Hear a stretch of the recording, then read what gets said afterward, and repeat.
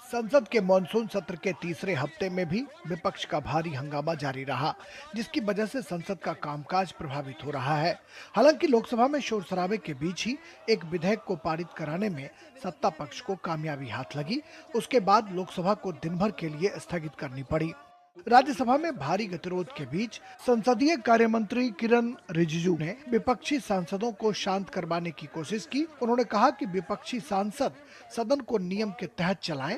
इस बीच सत्ता और विपक्ष के बीच भारी नोकझोंक भी देखने को मिली। You cannot give direction to the chair. You can only make requests. You can demand. It is your right. But you cannot dictate the house and you cannot pass any direction to the chair. Lok Sabha में कराधान और अन्य विधियां संशोधन विधेयक को पारित कराया गया। इस बिल का उद्देश्य भारत को ग्लोबल कैपिटल, मैन्युफैक्चरिंग और बिजनेस के लिए ज्यादा आकर्षक और भरोसेमंद जगह बनाना है।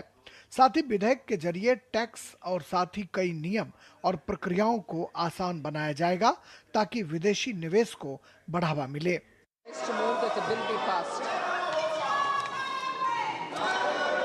प्रश्न यह है कि विधेयक को पारित किया जाए।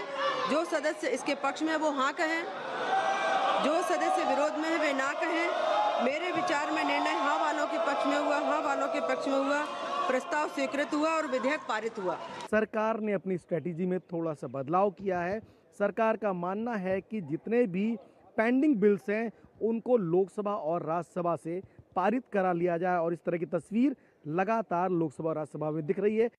वहीं राज्यसभा में वित्त मंत्री निर्मला सीतारमण ने विनियोग विधेयक संख्या 3 2025 को विचार और उसे लोकसभा को वापस भेजने का प्रस्ताव प्रस्तुत किया, जिसे चर्चा के बाद वापस लौटा दिया गया। Government overestimated these amounts, exchange rate variations and changes in accounting classifications all resulted in this 53,871. विपक्ष गृह मंत्री के सदन में आने को लेकर लगातार मुद्दा बनाने की कोशिश कर रहा है, जिसे सत्ता पक्ष ने निराधार बताया।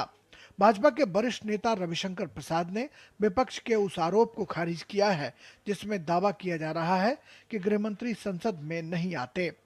देश के सामने ये सच्चाई जाना जरूरी है कि माननीय गृह मंत्री जी 10 बजे से शाम के 7 बजे तक सदन में बैठते हैं, अपने चेंबर में अभी भी बैठे हुए हैं, और सदन की कार्रवाई चले तो कसकर जवाब देने को तैयार हैं। लेकिन आप सदन चलने दोगे नहीं, बहस करने दोगे नहीं, हो हल्ला करोगे और खाली उनकी पोस्टर लेके आओगे। कहाँ है अमित शाह?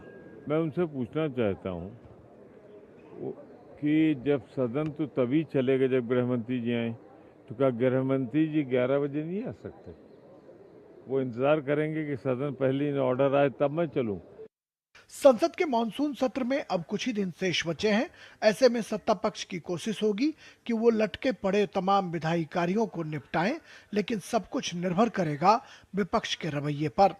दिल्ली में मौसम का मिजाज भले ही बदल गया हो, लेकिन संसद में विपक्ष का मिजाज नहीं बदला है, और मूसलाधार बारिश के बीच भी विपक्ष के सांसद मकरद्वार पर रोज की तरह धरना प्रदर्शन करते हुए जहां नजर आए, वहीं सदन के भीतर भी जाकर वहां हंगामा खड़ा करना उन्होंने नहीं छोड़ा।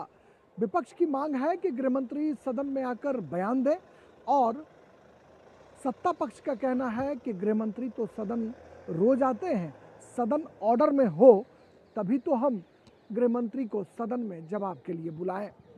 कैमरामैन नवीन और अपने सहयोगी अमरेंद्र गुप्ता, अनुज यादव के साथ राजेश राज, डीडी न्यूज़, दिल्ली।